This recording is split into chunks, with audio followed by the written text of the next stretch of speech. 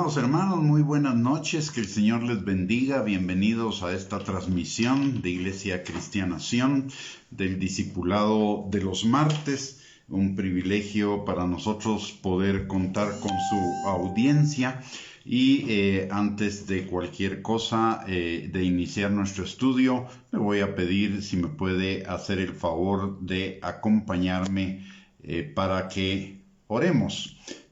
Padre bendito, te damos gracias, Señor, en el nombre precioso de Jesús, por esta noche que tú nos permites reunirnos, Señor, para seguir escudriñando tu palabra en este discipulado, Señor. Te damos gracias, Padre, por este espacio que tú nos permites y te pedimos, Señor, que tu Espíritu Santo nos ayude a darle el máximo aprovechamiento, Señor, y también que tu Espíritu Santo nos ayude, Señor, para abrir nuestros ojos, nuestros oídos y nuestro entendimiento para que tu palabra sea sembrada en nuestros corazones y produzca fruto y fruto en abundancia para la gloria de tu nombre. Señor, que este estudio sea de bendición para cada uno de nosotros, Señor, y que sea un estudio de exhortación, de edificación y de ánimo, Señor, para seguir en el camino que tú nos has trazado, Padre. En el nombre precioso de Cristo Jesús oramos. Amén y amén.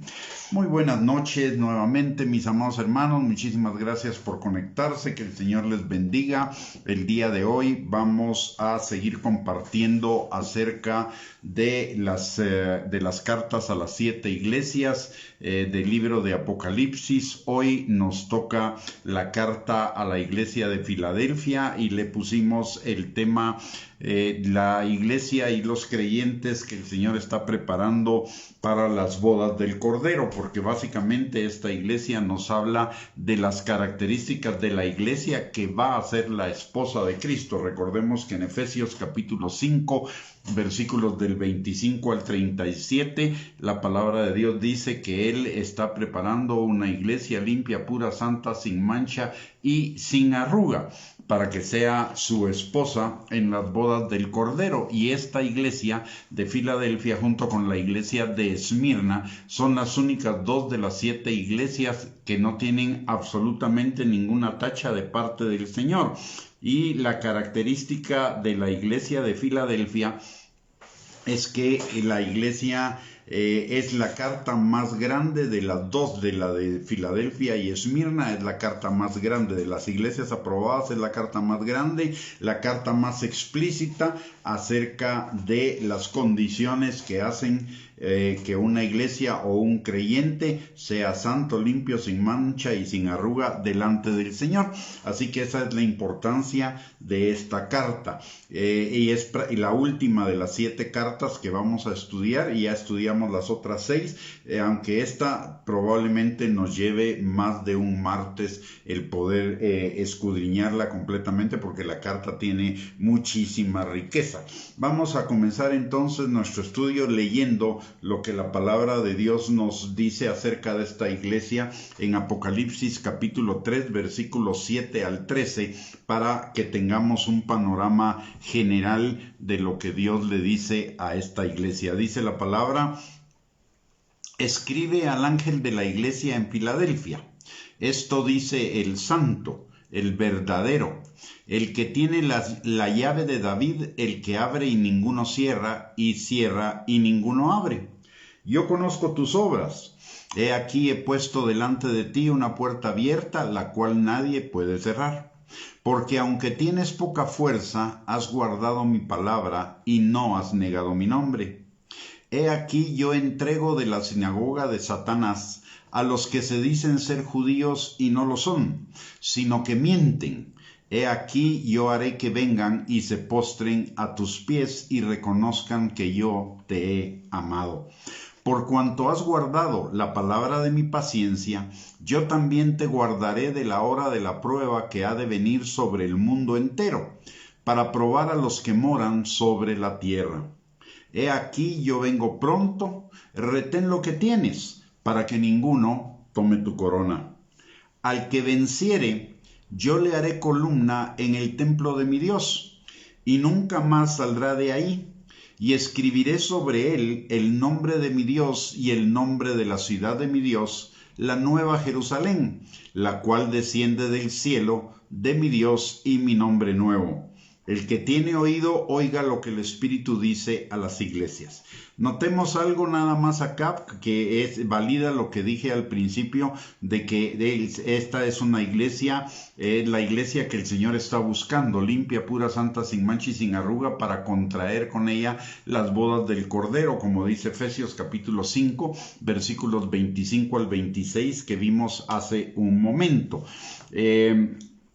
Dice en el versículo 12, al que venciere yo lo haré columna en el templo de mi Dios y nunca más saldrá de ahí, y escribiré sobre él el nombre de mi Dios y el nombre de la ciudad de mi Dios, la nueva Jerusalén, la cual desciende del cielo de mi Dios y mi nombre nuevo. Y en Apocalipsis capítulo 21 vemos que esta nueva Jerusalén es la esposa del Cordero, es decir, esa iglesia que el Señor está preparando. Muy bien. Entonces ahora vamos a comenzar a escudriñar cada uno de estos versículos, comenzando por el versículo 7. Dice: escribe al ángel de la iglesia en Filadelfia.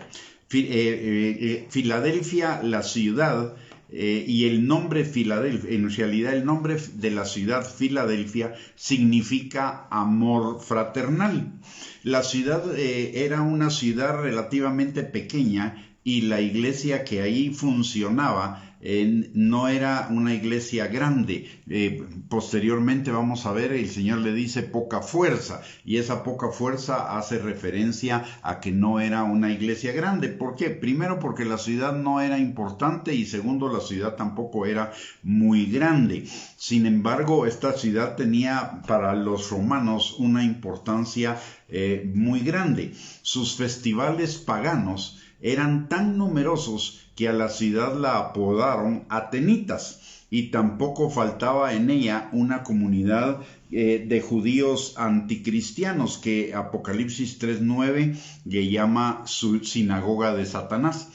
La importancia de esta ciudad es que los emperadores romanos querían que los filadelfos civilizaran a los autóctonos del interior de Lidia, que es Asia Menor, y esto es lo que significa que había una puerta abierta, como dice Apocalipsis capítulo 3, versículo 8, y esto era porque la ciudad se hallaba en la ruta directa a las altiplanicies de Asia Menor Central, y la iglesia de Filadelfia había tenido y aprovechado unas oportunidades excepcionales por la ubicación geográfica y por la intención de los romanos para evangelizar las provincias del interior. Es decir, que de la iglesia de Filadelfia no se extendió hacia la costa, sino se extendió hacia el interior de Asia Menor y evangelizó bastantes territorios de esa área geográfica. Posiblemente por esta razón es que la carta la alienta a entrar por la puerta abierta de servicio y con ello adquirir una influencia constante para el bien. Por lo que leímos, la iglesia de Filadelfia era una iglesia fiel que guardaba la palabra del Señor y no negó su nombre, a pesar de que existía el peligro. Esta iglesia estaba sujeta a varios peligros. Primero, a la sinagoga de Satanás, o sea, la persecución de los que se decían judíos pero no lo eran. Segundo, el imperio romano, el gobierno romano. Y tercero, que la iglesia de Filadelfia estaba muy cerca de la iglesia de Sardis, y la iglesia de Sardis, como vimos anteriormente, era una iglesia que estaba languideciendo, una iglesia que se estaba muriendo. Sin embargo, la iglesia de Filadelfia se mantiene limpia, se mantiene pura, se mantiene apartada de todos esos peligros, se mantiene fiel al Señor. Y es importante lo de que se mantiene digamos, apartada de la iglesia de Sardis, aunque estaba geográficamente muy cerca, porque es algo que es la experiencia de la iglesia por siglos que aunque del peligro de contagio, de la gradual muerte espiritual, de que las iglesias vayan languideciendo y se vayan contaminando una con la otra y en ese bajón, digamos, espiritual. Aunque hayan tan solo 4 o 5 personas en una iglesia que tienen nombre de que viven y están muertas, como los de la iglesia de Sardis, este grupo de personas muy probablemente pronto carcomerá con la muerte espiritual al resto de esa iglesia, la contaminará. Desgraciadamente, las cosas malas, las cosas negativas se aprenden más fácilmente que las cosas positivas, y esto vale también para los cristianos. Y un ejemplo de esto lo vemos muy claramente cuando Josué y el pueblo de Israel estaban conquistando la tierra prometida.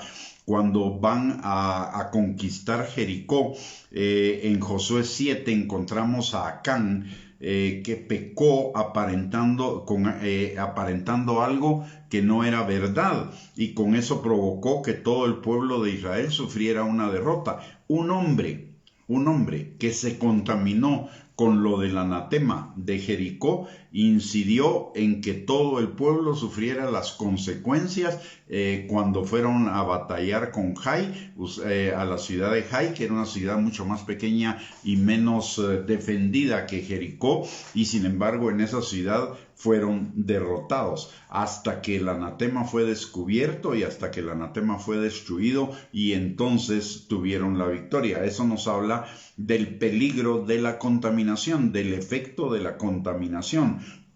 Y es algo de lo cual necesitamos cuidarnos en nuestras iglesias principalmente, y nosotros personalmente en estos tiempos, porque la palabra de Dios nos dice que en estos tiempos proliferarán los falsos ministros, y aparte de ello serán tiempos peligrosos, porque habrá hombres amadores de sí mismos y de los deleites más que de Dios, que tendrán apariencia de piedad, pero negarán la eficacia de ella. Está hablando de falsos ministros. Y la palabra de Dios nos advierte que en la medida que nos vamos acercando más a los últimos tiempos, ese peligro se va acrecentando. Por eso es importante mantenernos fieles a la palabra de Dios y fieles al nombre del Señor, para evitar toda contaminación y aislarnos de toda posibilidad de contaminación. Y esto también tiene que ver con tener mucho cuidado con lo que escuchamos en las redes sociales, porque no todo lo que escuchamos en las redes sociales necesariamente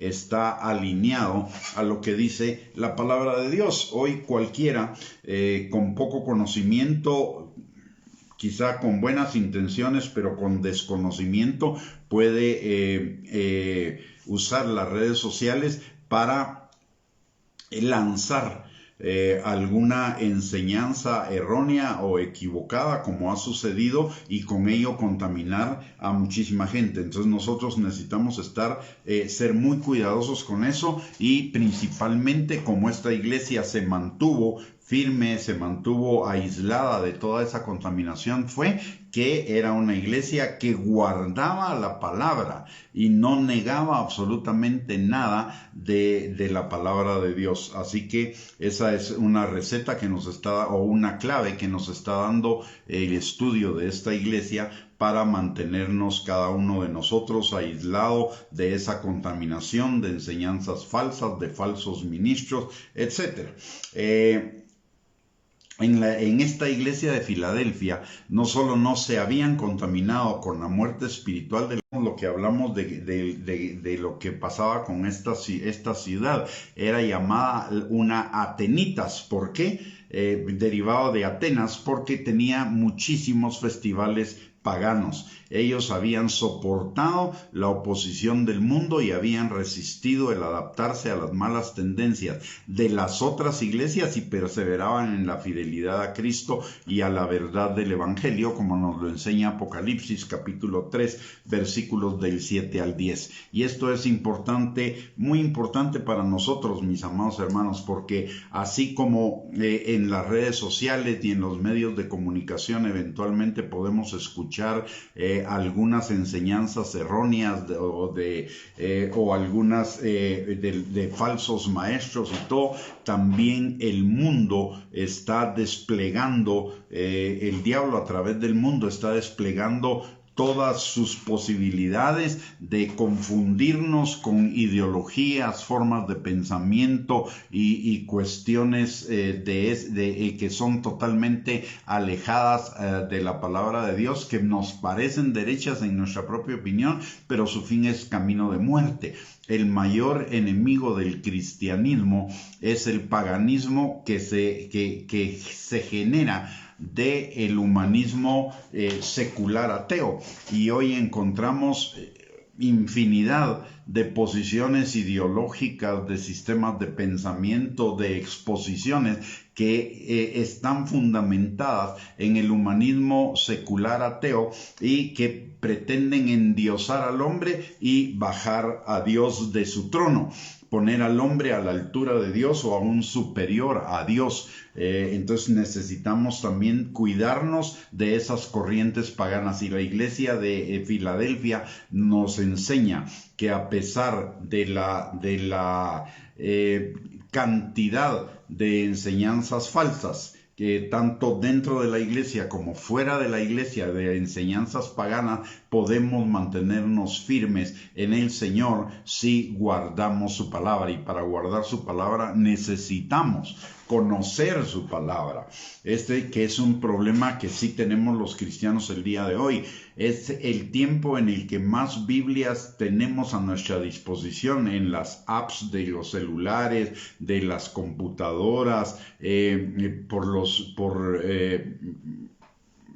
por toda la predicación de la palabra que se hace en las redes sociales, por la cantidad de Biblias escritas que hay, y sin embargo es un tiempo en el que la mayoría de cristianos padecen de un analfabetismo bíblico, y esto nos lo enseña Oseas capítulo 4 y nos enseña el peligro de esto. Oseas capítulo 4 versículo 6 dice: mi pueblo perece por falta de conocimiento. ¿Por falta de conocimiento de qué? De la palabra. Si vamos a ese pasaje en la Escritura, que lo vamos a leer para que veamos realmente el peligro que nos corremos si no conocemos bien la palabra de Dios en nuestro corazón. Dice la palabra, les decía en Oseas capítulo. Perdón que se interrumpió la conexión, pero ya estamos restablecidos. Estábamos en Oseas capítulo 4, versículo 6. Dice: mi pueblo fue destruido porque le faltó conocimiento. Por cuanto desechaste el conocimiento, yo te echaré del sacerdocio. Y porque olvidaste la ley de tu Dios, también yo me olvidaré de tus hijos. Esto obviamente era parte de la maldición de la ley en el Antiguo Testamento, que de la cual ya fuimos redimidos. Por lo tanto, no vamos a ser desechados, ni tampoco el Señor se va a olvidar de nuestros hijos. Pero lo que sigue siendo vigente y lo que sigue siendo evidente es que el pueblo es destruido por falta de conocimiento, por desechar el conocimiento y la palabra de Dios. Entonces no nos podemos correr ese riesgo, no podemos permitirnos esa situación en medio de un tiempo tan difícil como este, en que nos estamos acercando a la pronta venida de Cristo. Esta iglesia, recordemos también que cuando introdujimos las iglesias de Apocalipsis en nuestro estudio, en un estudio anterior, hablamos de que cada una de las iglesias también representa una época de la historia de la iglesia.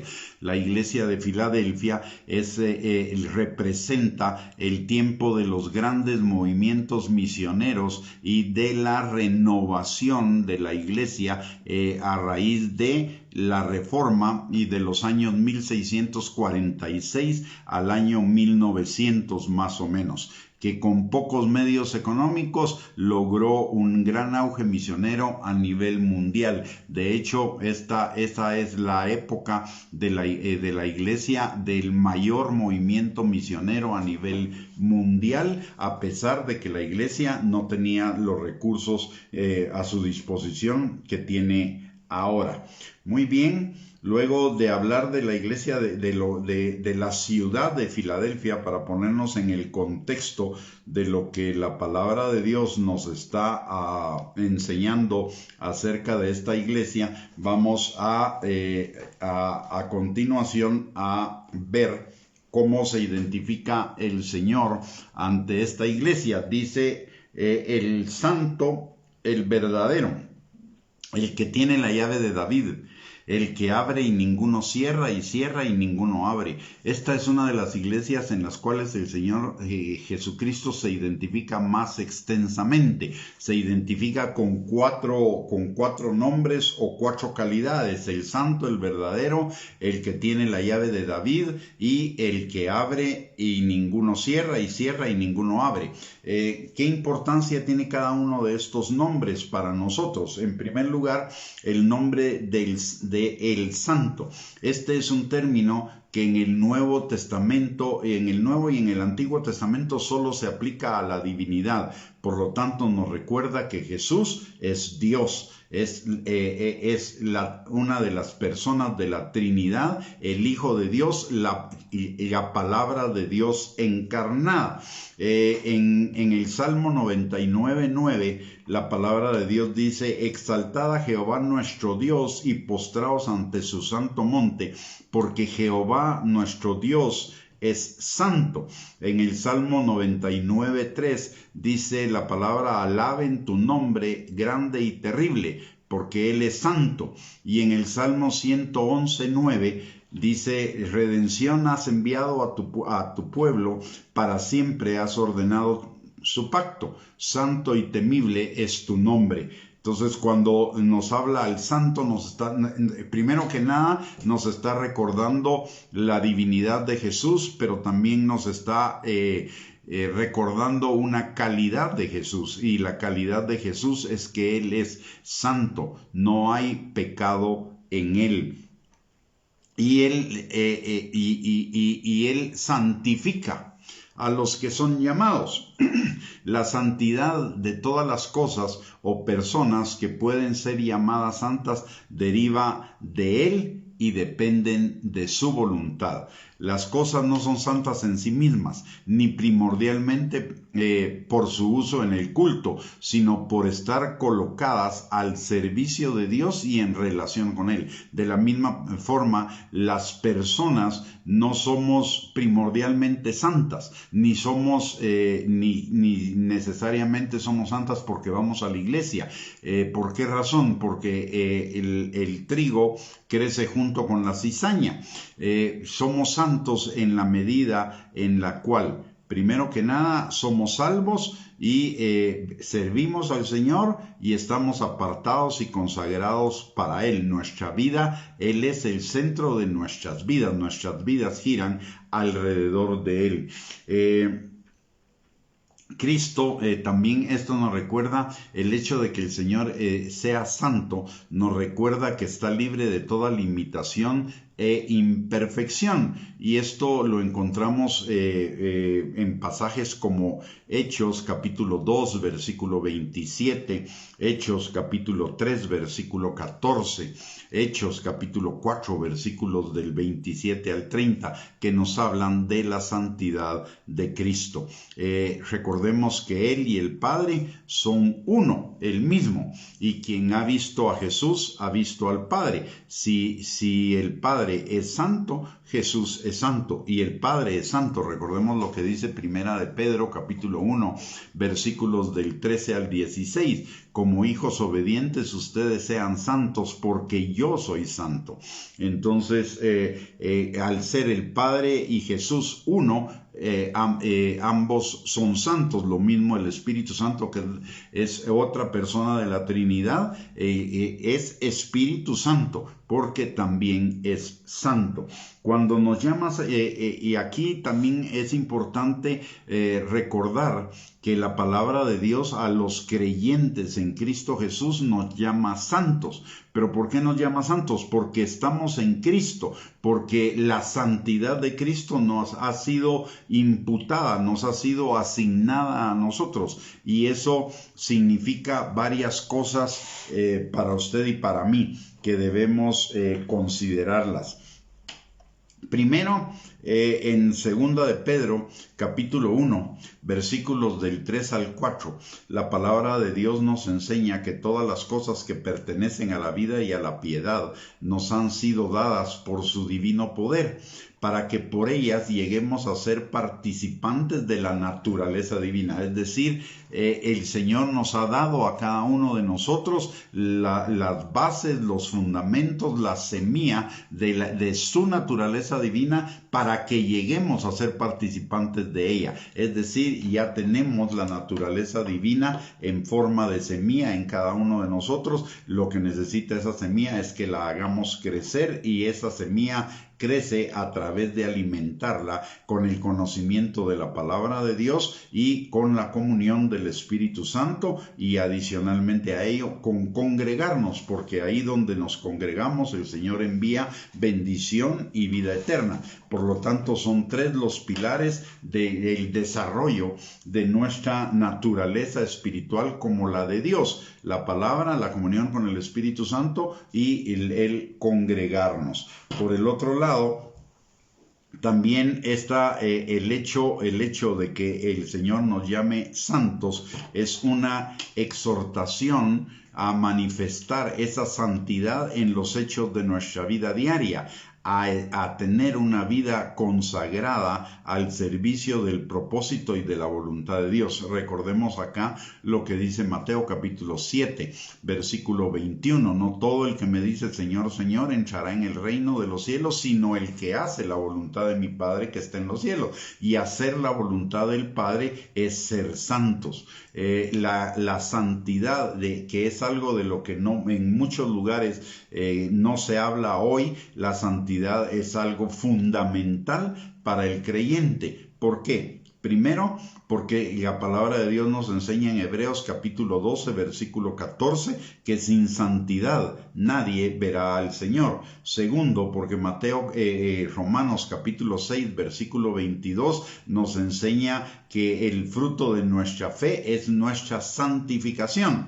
Así que nosotros, el verdadero creyente va a caminar hacia la santificación.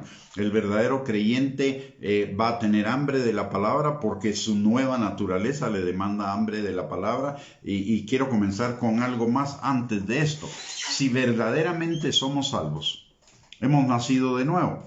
Si hemos nacido de nuevo, tenemos una nueva naturaleza. Esa nueva naturaleza requiere de nosotros, esa nueva naturaleza tiene hambre. De la misma manera que un bebé es hambriento por el alimento que le va a proveer su madre, de la misma manera el creyente es hambriento del alimento espiritual, que es la palabra de Dios. Y es hambriento también del agua espiritual, que son esos ríos de agua viva que corren por su interior, que eso es el Espíritu Santo. Entonces el creyente, el verdadero creyente, va a tener hambre y sed de la palabra y del conocimiento del Espíritu Santo. No va a ser nada más un creyente cadochero de cada domingo religioso que solo los domingos va a la iglesia y con eso ya siente que cumplió con su obligación. Va a ser un creyente buscador de Dios, de poquito en poquito quizá. Quizá no va a ser alguien tremendamente buscador de Dios, pero eso se va a ir incrementando a lo largo de su vida, de su vida como creyente, pero va a tener hambre y sed de Dios, va a tener hambre y sed de buscar la presencia de Dios, porque es una necesidad de su nueva naturaleza. El que verdaderamente ha nacido de nuevo tiene esa necesidad, va a tener esa necesidad, va a experimentar esa necesidad y también va a experimentar la necesidad de irse perfeccionando en esa santidad de la cual el Señor nos llama. Y la santidad no es un conjunto de reglas, como nos las hacen ver los legalistas, ¿verdad? Los legalistas hablan de una santidad que se trata de cumplir 10, 20 mandamientos, pero la verdadera santidad no es eso. La verdadera santidad es una vida de consagración y de dedicación al Señor. Es estar apartado y consagrado para Él, y esa santidad se va haciendo creciente de acuerdo a lo que nos enseña la palabra de Dios en Primera de Tesalonicenses capítulo 5 versículo 23, que el Dios de paz nos santificará por completo, espíritu, alma y cuerpo. Y en Filipenses 1:6, que el que comenzó la buena obra en nosotros la perfeccionará hasta el día de Jesucristo. Entonces, la santidad comienza desde el vientre de nuestra madre, aun cuando no habíamos sido salvos y aun cuando pudo haber un ínterim entre nuestro nacimiento y nuestra conversión. La santidad del Señor ya venía con nosotros porque Él nos predestinó desde antes de la fundación del mundo para esta salvación tan grande, para ser santos y justos delante de Él. Y la palabra nos lo enseña también de esa manera. En el Salmo 22:10 dice la palabra, por ejemplo, sobre ti fui echado desde antes de nacer, desde el vientre de mi madre, tú eres mi Dios. En el Salmo 71 y versículo 6 dice, en ti he sido sustentado desde el vientre, de las entrañas de mi madre, tú fuiste el que me sacó, de ti será siempre mi alabanza. En el Salmo 139:13 la palabra de Dios nos dice, porque tú formaste mis entrañas, tú me hiciste en el vientre de mi madre. En Isaías 44:2, así dice Jehová, hacedor tuyo, y el que te formó desde el vientre, el cual te ayudará. No temas, siervo mío, y tú, Jerusum, a quien yo escogí. En Isaías 49:5, ahora pues dice Jehová, el que me formó desde el vientre para ser su siervo, para hacer volver a él a Jacob y para congregarle a Israel, porque estimado seré en los ojos de Jehová y el Dios mío será mi fuerza. Y Jeremías capítulo 1, versículo 5, dice la palabra, antes que te formase en el vientre te conocí, y antes que naciste te santifiqué, te di por profeta a las naciones. Notemos, dice, antes que te formase en el vientre te conocí, y antes que naciese te santifiqué. O sea, usted y yo desde nuestro nacimiento o desde antes, desde nuestra concepción, estábamos apartados para Dios porque Él así lo había determinado desde antes de la fundación del mundo. O sea, ahora lo que necesitamos hacer es vivir cada día más en esa santidad. En el momento propicio, el Señor nos llamó para que fuéramos adoptados como sus hijos, y además para que fuéramos hijos que le sirviéramos. No es una casualidad que usted y yo seamos salvos, ni que usted y yo nos hubiéramos sido salvos en el tiempo en el que lo fuimos. El Señor así lo había determinado desde antes de la fundación del mundo. En Isaías 41, versículos del 9 al 10, la palabra de Dios dice: porque te tomé de los confines de la tierra, y de tierras lejanas te llamé, y te dije, mi siervo eres tú, te escogí y no te deseché. No temas, porque yo estoy contigo. No desmayes, porque yo soy tu Dios que te esfuerzo. Siempre te ayudaré, siempre te sustentaré con la diestra de mi justicia. Y en Primera de Pedro, capítulo 2, versículo 9, me dice la palabra: mas vosotros sois linaje escogido, real sacerdocio, nación santa, pueblo adquirido por Dios, para que anunciéis las virtudes de aquel que os llamó de las tinieblas a su luz admirable. Es decir, nosotros somos apartados para Dios desde el vientre de nuestra madre. En el tiempo propicio fuimos salvos. Cuando fuimos salvos, el Señor no solo nos llamó a ser salvos, sino a servirle como hijos suyos, como linaje escogido, y ese servicio es compartir las virtudes de aquel que nos llamó de las tinieblas a la luz admirable con aquellos que todavía no le conocen. En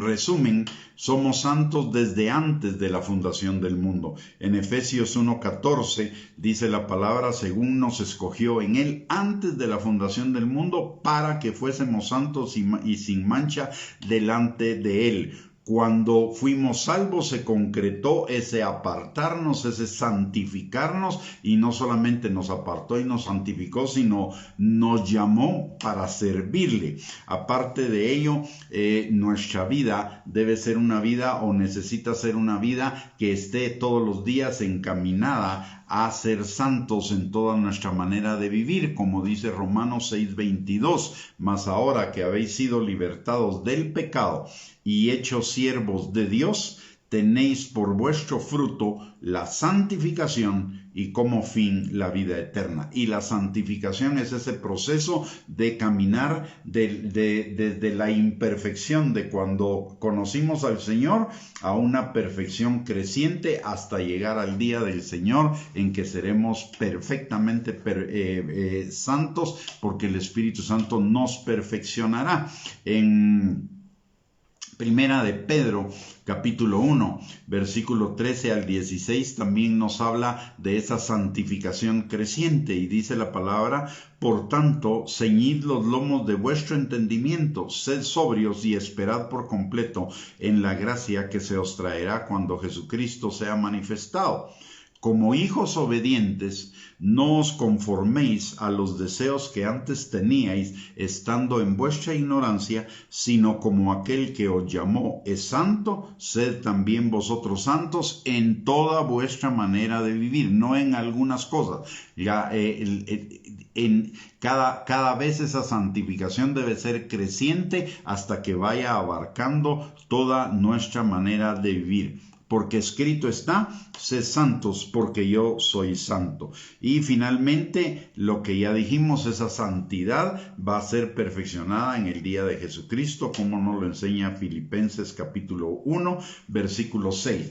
Entonces, el Señor le dice a esta iglesia que Él es el santo, porque esa iglesia estaba caminando en santidad. Y usted y yo necesitamos caminar en santidad. Oiga, no es un mandamiento, no es una elección, no es una posibilidad, es una necesidad. La santidad es una necesidad. ¿Por qué razón? Porque en la medida en la cual usted y yo crecemos en la santidad, en esa misma medida vamos a vivir los beneficios de la vida eterna que nos fue entregada por Cristo Jesús el día de nuestra salvación. Y entonces vamos a vivir de una manera creciente en libertad, en sanidad, en bendición, en fortaleza, en obediencia, en victoria, en amor, en gozo, en paz, en armonía, en abundancia de bendiciones,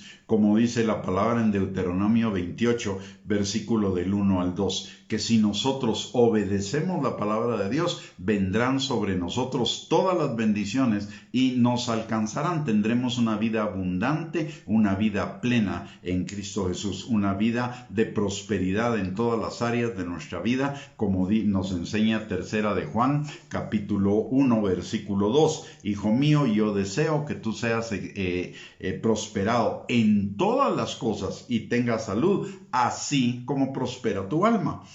Así que, mis amados, el que el Señor nos diga en esta carta que Él es santo es un llamado de atención para que nosotros vayamos detrás de la santidad de Él, detrás de la santidad, y que nosotros anhelemos esa santidad, y no solo la anhelemos, sino que cada día trabajemos en ella, negándonos a nosotros mismos. El proceso de la santidad, de alcanzar la santidad, es un proceso de colaboración con el Señor. Nosotros nos negamos a nosotros mismos, negamos los deseos de la carne, los deseos de los ojos, la vanagloria de la vida, el yo, esos caminos que nos parecen derechos en nuestra propia opinión, pero su fin es camino de muerte, y el Espíritu Santo hace crecer a Cristo en nosotros, de tal manera que va a llegar el momento en el cual podamos decir cada uno de nosotros con plena certeza de fe lo que dice Gálatas 2:20: ya no vivo yo, ahora Cristo vive en mí, y lo que vivo en este cuerpo lo vivo en la fe del Hijo de Dios. Y lo que dice Colosenses capítulo 1 versículo 27: Cristo en nosotros, la esperanza de gloria. La santificación es Cristo en nosotros, la esperanza de gloria. Muy bien, el segundo nombre con el cual se identifica el Señor Jesucristo en esta carta es el nombre de el verdadero. En el original griego, la palabra que se traduce al español verdadero también significa sostener, estar bien fundado, firme y estable, o lo que es igual, una realidad firme, fiel, segura, digna de confianza. En Él tenemos firmeza, seguridad, fidelidad, confianza. Estamos sostenidos, cuando nuestra vida está fundada en Él, estamos bien fundados, firmes y estables. Recordemos la parábola de los dos cimientos, o la enseñanza de los dos cimientos, de que el que hace la palabra, el que conoce la palabra de Dios, la entiende y la pone por obra, su casa está sentada sobre la roca, está fundamentada, cimentada en la roca, y podrá venir cualquier tipo de tormentas, que la casa permanecerá firme. Pero si nosotros no conocemos la palabra, no nos paramos en la palabra, no la ponemos por obra, entonces nuestra casa está como en la arena. Vendrán tormentas, las tormentas normales de la vida, y arrasarán con esa casa. La idea detrás de estas afirmaciones de que Él es el verdadero, de que en Él estamos fundados, firmes y estables, es que es tanto que Dios, y por lo mismo nuestro Señor Jesucristo, es verdadero en contraste con las deidades impostoras, con los dioses falsos, los ídolos, y que Dios es un Dios veraz y fidedigno en quien podemos confiar y apoyarnos. Y una cosa importante, mis amados hermanos: los ídolos, los dioses paganos, no existen más que en la mente de la gente. No hay otros dioses. No hay otros ídolos. El único Dios es el Dios nuestro, el Dios verdadero. Él es el único. Los otros son mentiras, los otros son creaciones humanas, no existen de verdad, y eso nos lo deja claro la palabra en muchísimos pasajes, en el libro de Isaías, en el libro de Jeremías, de que los ídolos no son nada. Los ídolos son una gran mentira del diablo para distraer a las personas y para levantar alabanza que le debería corresponder al Señor, desviarla para el diablo. Pero son inexistentes, no tienen poder, no hablan, no se mueven, no tienen, no pueden hacer absolutamente nada. Así que los ídolos son totalmente inexistentes, y esta es la idea que está detrás de este pasaje. Él Recordemos que le está hablando a una iglesia que estaba rodeada de cualquier cantidad de paganismo, y lo que él les está afirmando es que esos dioses son inexistentes, esos dioses son falsos, esos dioses solo están en la mente de las personas, que el único Dios verdadero, todopoderoso, omnisciente, omnipresente, santo, justo, verdadero, etcétera, es nuestro Dios, nuestro Padre Dios, y el Señor Jesucristo y el Espíritu Santo. Tanto Juan como Pablo y Santiago afirman que la verdad es a la vez algo que Cristo personifica y algo que Él trajo para nuestro conocimiento. En Juan capítulo 1, versículo 17, Jesús como la palabra de Dios encarnada, Jesús y la palabra de Dios es verdad porque es la palabra de Dios, entonces Jesús es la verdad. En Juan capítulo 1, versículo 17, la palabra de Dios dice, pues la ley por medio de Moisés fue dada, pero la gracia y la verdad vinieron por medio de Jesucristo. Él es la verdad, y como Él es la palabra de Dios encarnada, la palabra de Dios es la verdad inerrante, una verdad que no cambia, una verdad que permanece a través del tiempo, a través de la cultura, a través de las edades, etcétera, etcétera, como nos lo enseña Mateo capítulo 5, versículo 18. Porque de cierto os digo que hasta que pasen el cielo y la tierra, ni una jota, ni una tilde pasará de la ley hasta que todo se haya cumplido. Y aquí la palabra ley se refiere a la palabra de Dios, no a la ley farisaica, no a la ley de los escribas, no a la ley humana, sino a la palabra de Dios. Y por el otro lado, también nos recuerda que Jesús es el pan verdadero, la comida verdadera. En Juan capítulo 6, versículo 35, Jesús dice, yo soy el pan de vida. El que a mí viene nunca tendrá hambre, y el que en mí cree no tendrá sed jamás. Usted y yo que somos salvos, usted y yo que ya conocemos esta salvación tan grande y conocemos la palabra de Dios, podemos testificar fehacientemente que Jesús es el pan de vida.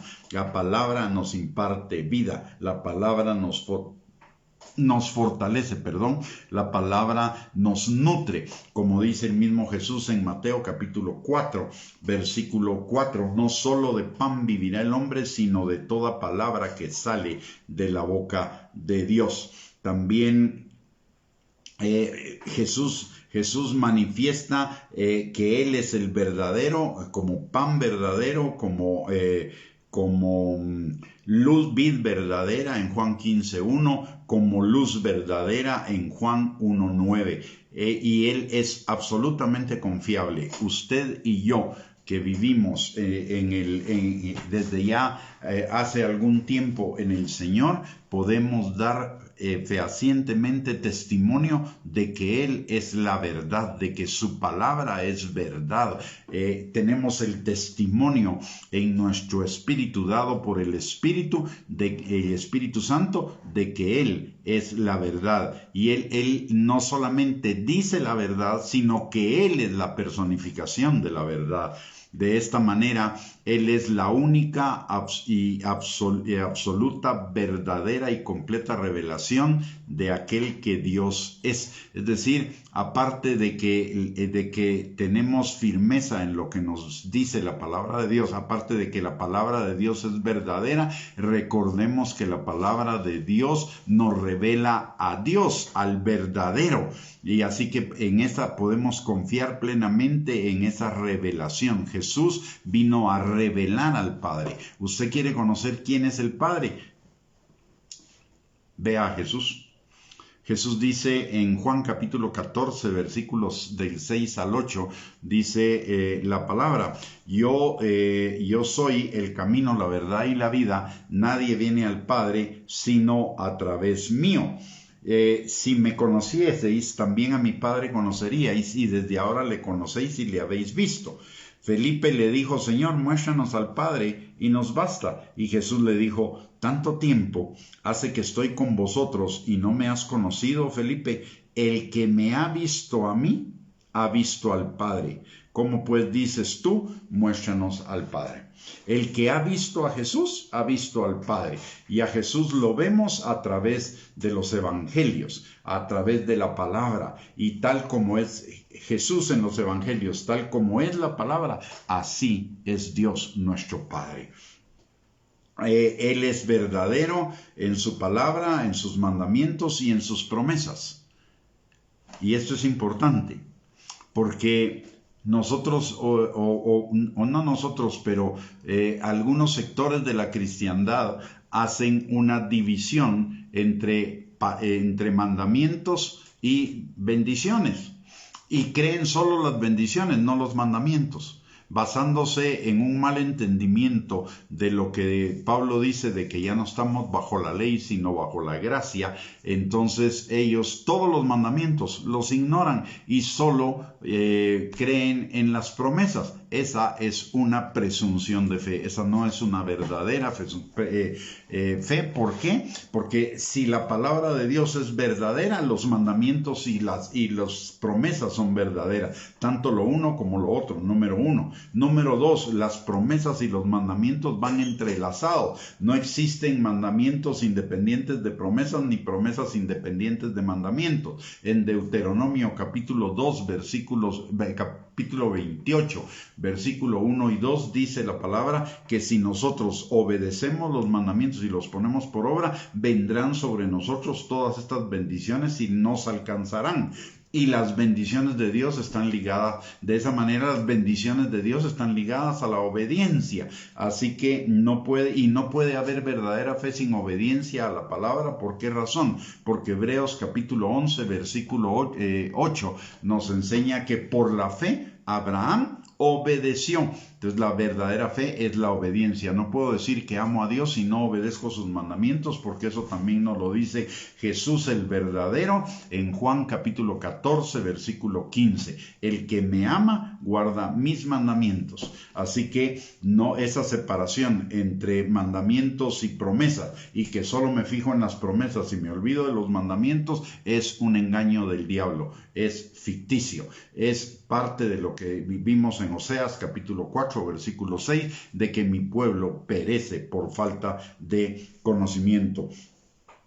Como hijos de Dios, poseedores de la naturaleza divina, de acuerdo a lo que vimos en 2 de Pedro capítulo 1 versículo 4, que es la misma naturaleza de Dios y de Cristo, los creyentes entonces debemos reflejar en nuestra vida la vida santa y verdadera que caracteriza a Dios. Eso es ser verdaderamente adoradores, como Jesús nos anda buscando en Juan capítulo 4 y nos lo enseña en Juan capítulo 4 versículo 23. Mas la hora viene y ahora es cuando los verdaderos adoradores adorarán al Padre en espíritu y en verdad, porque también el Padre tales adoradores busca que le adoren. Es decir, lo que la iglesia de Filadelfia en principio nos está enseñando acerca de que Él es el santo y el verdadero, es un recordatorio de que usted y yo necesitamos caminar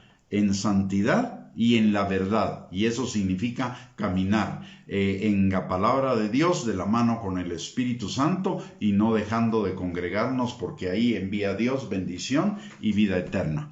Muy bien, mis amados hermanos, hemos llegado por el día de hoy al final de esta enseñanza y les invito de una vez para el próximo martes a las 7 de la noche para seguir con el estudio de las características de la iglesia justa, perfecta, limpia, sin mancha y sin arruga, que el Señor está preparando para las bodas del Cordero, y eso nos incluye a cada uno de los creyentes. Lo que cada creyente necesitamos hacer para ser parte de esas bodas del Cordero, para ser la novia de Cristo. Les quiero dar también las gracias nuevamente por conectarse, gracias a los pastores de la iglesia por permitirnos este espacio y antes de terminar la transmisión vamos a orar. Le voy a pedir que me acompañe. Padre bendito, te damos gracias, Señor, en el nombre precioso de Cristo Jesús, en esta noche, Señor, por tu palabra, porque tu palabra es verdadera, Señor, porque tu palabra es alimento, Padre. Te pedimos, mi Dios Todopoderoso, que tu palabra quede sellada en nuestros corazones como por fuego, por tu Espíritu Santo, Señor, y que no solamente seamos oidores de ella, sino hacedores, Padre. Señor, en el nombre precioso de Cristo Jesús, también te pedimos en esta hora que tu Espíritu Santo que está sobre cada uno de nosotros, Señor, nos liberte, nos restaure, nos libre de toda nos sane y nos libre de toda enfermedad, de toda atadura del diablo, Señor, nos fortalezca, nos afirme en ti, Señor, y también te pedimos que nos guíe cada día, Señor, a toda verdad en cada circunstancia que debamos enfrentar, Señor. Padre, bendice la vida de cada uno de mis hermanos, Señor, la obra de sus manos también, Padre. Señor, en el nombre precioso de Cristo Jesús, también te pedimos que tu Espíritu Santo obre en sus familias, Señor, afirmando, perfeccionando y estableciendo a los que ya te conocen, Padre, y, Señor, a los que no te conocen, atrayéndolos con lazos de amor hacia ti, Padre, y si alguno anda en el camino del Hijo pródigo, que lo vuelva en sí y lo regrese a la comunión contigo con arrepentimiento, y que también avive el fuego de los dones del amor y de la fe en los cuales algunos se pudo haber debilitado, Padre. Te lo pedimos, Señor, en el nombre precioso de Cristo Jesús, y te damos a ti toda la gloria, la honra y la alabanza, Señor, por lo que has hecho en nuestras vidas y por lo que harás a través de tu palabra, Señor, en el nombre precioso de Cristo Jesús. Amén y amén. Muy bien, mis amados hermanos y hermanas, hemos llegado al final de esta transmisión. Que el Señor les bendiga abundantemente, que tengan una linda noche, una linda semana. Primeramente Dios, nos encontramos el próximo martes a las 7 de la noche y mientras tanto les envío un abrazo. Bendiciones para todos.